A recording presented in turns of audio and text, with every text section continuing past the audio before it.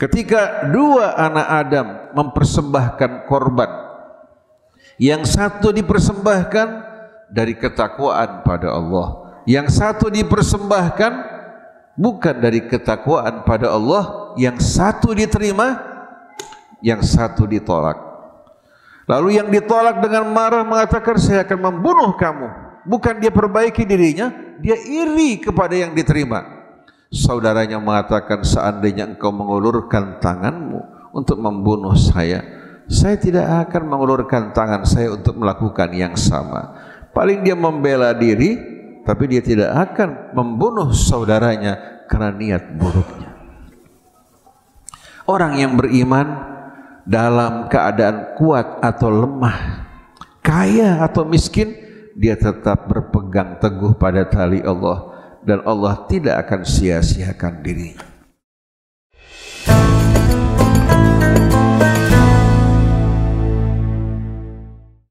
Bismillahirrahmanirrahim. Alhamdulillahi Rabbil alamin. Hamdan katsiran tayyiban mubarakan fih kama yuhibbu Rabbuna wa yarda. Allahumma salli ala sayyidina wa nabiyyina Muhammadin wa alihi at-tayyibin wa sahabatihi al-ghurril mayamin wattabi'ina lahum bi ihsanin ila yaumiddin. Amma ba'du, fa ya ibadallah, usikum wa nafsi bi taqwallah wa ta'atihi la'allakum tuflihun. Yaqulu Allah Ta'ala fi muhkami tanzilih, ya ayyuhalladzina amanu ittaqullaha wal tanzur nafsum ma qaddamat lighad wattaqullaha innallaha khabirum bima ta'malun. ولا تكونوا كالذين نسوا الله فأنساهم أنفسهم أولئك هم الفاسقون. ويقول الله تبارك وتعالى في آية أخرى من كتابه يا أيها الذين آمنوا اتقوا الله وقولوا قولا سديدا يصلح لكم أعمالكم ويغفر لكم ذنوبكم ومن يطع الله ورسوله فقد فاز فوزا عظيما.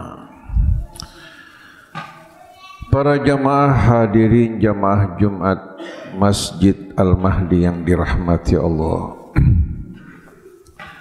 Jumat ini kita berada di bulan Dzulqa'dah, salah satu bulan yang diharamkan Allah dalam rangka mendidik kita semua untuk menjaga hak asasi manusia, darah mereka, harta mereka, kehormatan mereka, agar kita dapat hidup betul-betul bersaudara, saling mencinta, menyayangi, menghormati.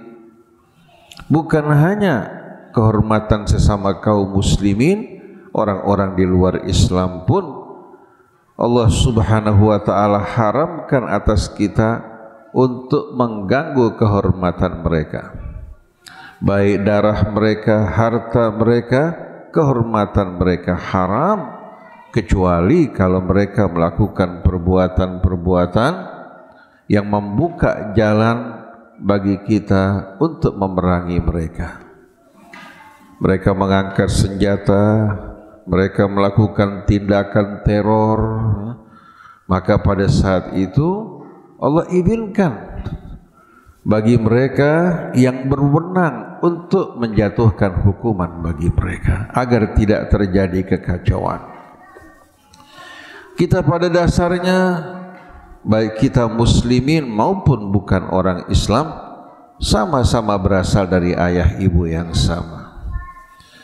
Yang beriman, yang mendapatkan hidayah dari Allah, seharusnya dengan penuh rasa rahmat sebagaimana Nabi dengan lemah lembut mengajak orang-orang yang belum beriman untuk beriman pada Allah. Bil hikmah, dengan hikmah, menyampaikan nasihat yang baik dengan mengharapkan ridha Allah, bukan demi kepentingannya. Oleh karena itu Nabi kita Muhammad, para nabi sebelumnya, sahabat Nabi kita, keluarga Nabi kita, semua mengajak kepada Allah, mengingatkan kepada kita akan kemuliaan dan kehormatan manusia. Bukan hanya sebatas pada suku tertentu, tapi semua memiliki kehormatan yang sama. Oleh karena itu, walaupun seorang pemuka Quraisy, di saat dia bersalah, hukuman dijatuhkan atas dirinya. Walaupun seorang non-muslim, kalau dia benar, maka dia dibenarkan. Sebagaimana kejadian yang Allah ceritakan dalam suratun Nisa. Ketika satu hari, seorang muslim Ansar mencuri sebuah baju besi. Untuk menutupi jejaknya, dia sembunyikan baju besi tersebut, dititipkan di rumah seorang Yahudi. Dia berharap di saat pemiliknya sudah tidak ingat lagi, dia akan menjualnya. Tapi rupanya setiap orang yang melakukan kesalahan pasti meninggalkan jejak. Ternyata baju tersebut disimpan di tempat penyimpanan gandum. Sewaktu dibawa, meninggalkan ceceran gandum yang mengantarkan ke rumah orang Yahudi yang menerima titipan tersebut. Pagi hari ketika si pemilik barang menemukan barangnya hilang, dia mengikuti ceceran gandum mengantarkan ke rumah Yahudi. Dia datangi orang tersebut, lalu dia bertanya, apakah kamu pernah melihat barang saya? Dia tidak mengatakan kamu mencuri, karena belum terbukti. Dia mengatakan, benar, barang kamu ada di tempat saya. Kemarin fulan, seorang Ansar, menitipkan barangnya di tempat saya. Ditunjukkan barangnya, ternyata barang miliknya. Maka si muslim ini membawa si Yahudi ke tempat Nabi kita Muhammad SAW. Dia menceritakan kisahnya. Rasulullah panggil si pencuri. Ternyata si pencuri datang membawa keluarganya dan teman-temannya. Waktu Rasulullah melakukan konfirmasi, menurut cerita fulan bahwa kamu mengambil barangnya, menitipkan di tempatnya, dia bersumpah dengan nama Allah tidak melakukan. Keluarganya juga membela dirinya bersama-sama. Maka di sini yang bersalah siapa? Yang berdasarkan barang bukti ada di rumah si Yahudi. Kesaksian semua berpihak kepada siapa? Kepada Al-Ansari. Akhirnya Rasulullah SAW maka dengan sendirinya dia menjatuhkan vonis kepada si Yahudi karena barang bukti ada padanya, kesaksian semua menunjukkan bahwa yang bersalah dia. Apa yang terjadi? Allah tidak ridha nabinya dipermainkan, kebenaran juga diputar balikkan. Tahu-tahu turun firman Allah, inna anzalna ilaikal kitaba bil haqqi litahkuma bainan nasi bima arakallah wa la takun lil khainina khasima wa la tujadil 'anil ladzina yakhtanuna anfusahum innallaha la yuhibbu man kana khawanan afima. Sesungguhnya kami menurunkan Alkitab kepadamu wahai Rasulullah agar kamu memutuskan di antara manusia sesuai dengan apa yang Allah tunjukkan kepadamu, dan jangan sekali-kali kamu membela orang yang berkhianat. Jangan kamu membela orang-orang yang berkhianat. Dan jangan sekali-kali engkau berdebat demi kepentingan mereka orang yang mengkhianati diri mereka. Sungguh Allah Subhanahu wa ta'ala tidak menyukai orang yang berbuat khianat dan melakukan perbuatan dosa, walaupun dia muslim, walaupun dia seorang Ansar. Bahkan seandainya dia keluarga nabinya, hukum Islam tidak ada pilih kasih. Bagaikan air, walaupun dalamnya berbeda-beda, permukaannya sama. Islam adalah agama keadilan dan Islam agama rahmat. Tapi sayang pada saat ini hukum dipelintir, disesuaikan demi kepentingan yang berkuasa, yang berkedudukan, yang berpengaruh, yang bernasab mulia. Padahal Allah menegur Rasulnya di sini. Si Yahudi waktu mendengarkan ayat Allah turun membela dirinya, dia bertakbir. Di sini dia melihat keadilan Islam, wabil haqqi qamatis samawati wal ard, dengan kebenaran langit dan bumi tegak. Langit bumi tidak bisa menerima kebohongan. Walaupun manusia memutarbalikan fakta, langit bumi tidak akan dapat menerima hal tersebut. Oleh karena itu, kalau seorang membangun bangunan tidak memenuhi persyaratan konstruksi dan hitungannya, dikurangi besinya, dikurangi semennya, demikian pula fondasinya juga tidak sesuai dengan aturan konstruksi, walaupun mereka memanggil bahkan para nabi untuk berdoa, mengumpulkan ulama, kiai, habaib untuk berdoa pada saat pembukaannya, di saat beban yang seharusnya mampu dipikul tapi karena pelanggaran struktur, maka dia akan roboh. Tapi walaupun dibangun oleh non-muslim sesuai dengan persyaratan konstruksi, dia akan bertahan. Lihat jembatan yang dibangun oleh Belanda, berkali-kali ditabrak seperti jembatan Kelor, dia bertahan.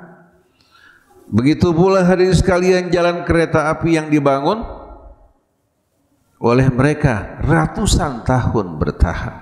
Dam yang dibangun oleh mereka bertahun-tahun tahan.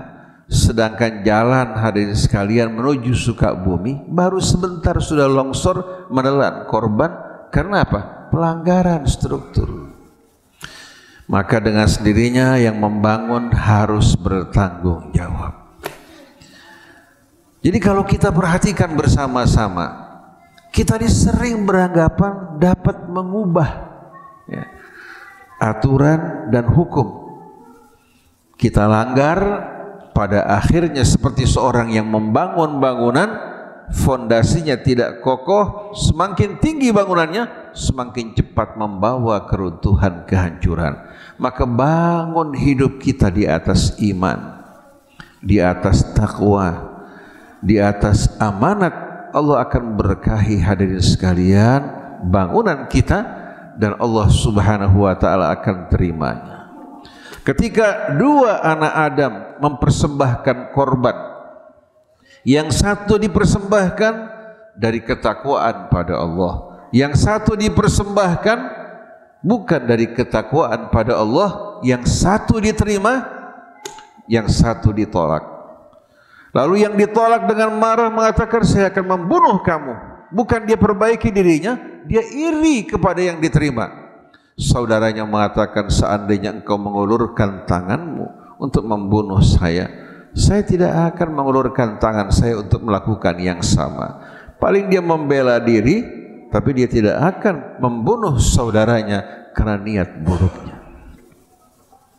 Orang yang beriman dalam keadaan kuat atau lemah, kaya atau miskin, dia tetap berpegang teguh pada tali Allah, dan Allah tidak akan sia-siakan dirinya. Kita hidup tidak lama para jamaah sekalian.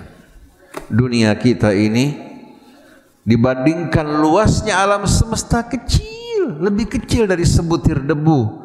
Tapi kita lupa pada pesan Allah yang menjanjikan kita surga yang luasnya bagaikan luas langit dan bumi, berkelahi di antara kita.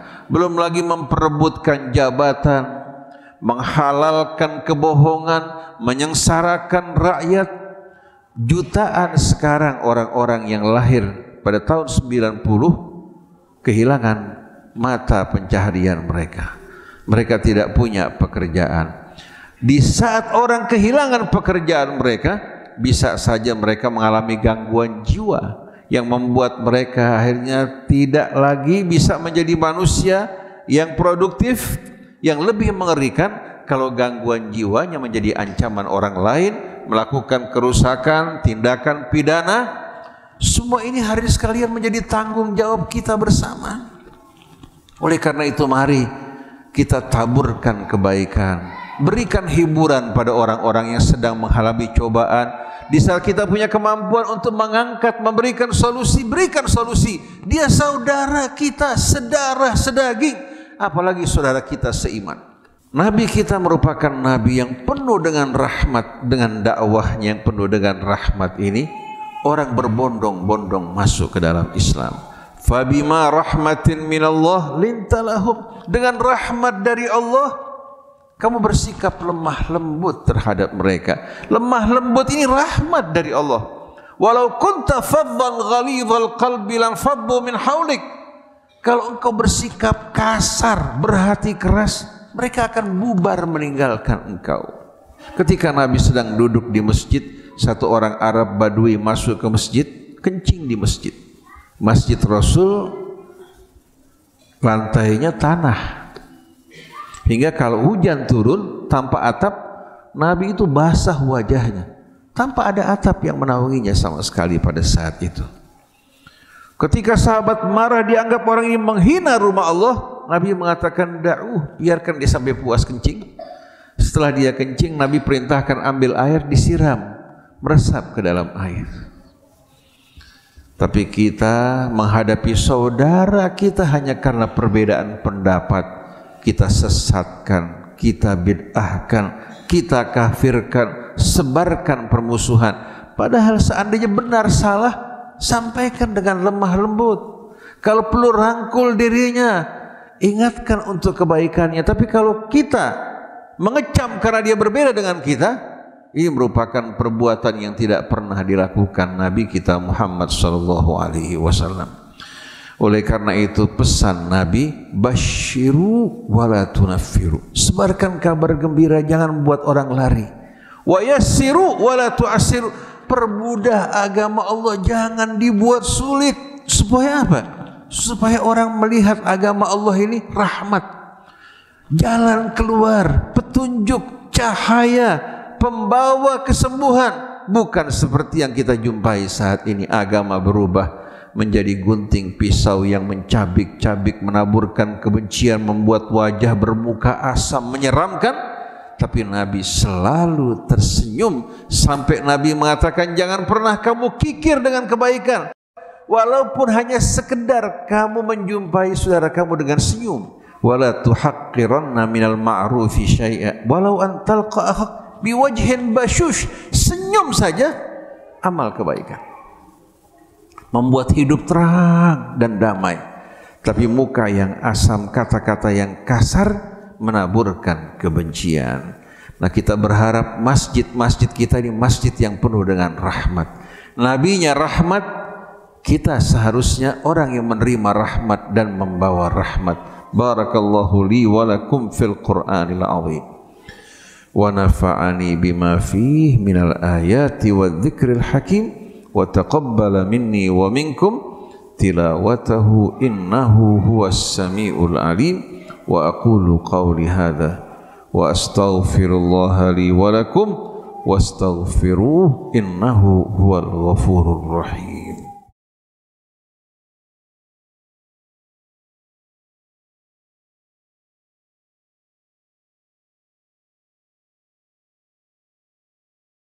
Alhamdulillah wa syukurillah wa la hawla wa la quwwata illa billah. Subhanaka la nuhsi ثناء عليك أنت كما أثنيت على نفسك فلك الحمد حتى ترضى ولك الحمد إذا رضيت ولك الحمد بعد الرضا اللهم صل على محمد وآل محمد السلام عليك يا رسول الله السلام علينا وعلى عباد الله الصالحين عباد الله أوصيكم ونفسي بتقوى الله وطاعته لعلكم تفلحون يقول الله تعالى مناديا ومذكرا عباده بالتوبة إليه يا أيها الذين آمنوا توبوا إلى الله توبة نصوحا عسى ربكم أن يكفر عنكم سيئاتكم ويدخلكم جنات تجري من تحتها الأنهار يوم لا يخزي الله النبي والذين آمنوا معه نورهم يسعى بين أيديهم وبأيمانهم يقولون ربنا أتمم لنا نورنا واغفر لنا إنك على كل شيء قدير اللهم اغفر للمؤمنين والمؤمنات والمسلمين والمسلمات الأحياء منهم والأموات وتابع بيننا وبينهم بالخيرات رب اغفر وارحم وأنت خير الراحمين اللهم يا ربنا ارحم وانصر عبادك المضطهدين المظلومين المقهورين في غزة اللهم يا ربنا آمن روعتهم واكشف كربتهم وأصلح ذات بينهم وألف بين قلوبهم اللهم أمدهم بالزاد والعدد والعدد وأمدهم بجنود من ملائكتك اللهم دمر أعداءك أعداء الدين اللهم يا ربنا دمر الصهاينة والملاحدة والمشركين والمنافقين الذين تباطؤوا على عبادك اللهم دمرهم تدميرا وفرقهم تفريقا وشتتهم تشتيتا وألقي في قلوبهم الرعب وافعل بهم يا ربنا كما فعلت بقوم عاد وقوم لوط وقوم صالح وقوم فرعون اللهم يا ربنا اكشف كربة المسلمين في كل مكان في مشارق الأرض إلى مغاربها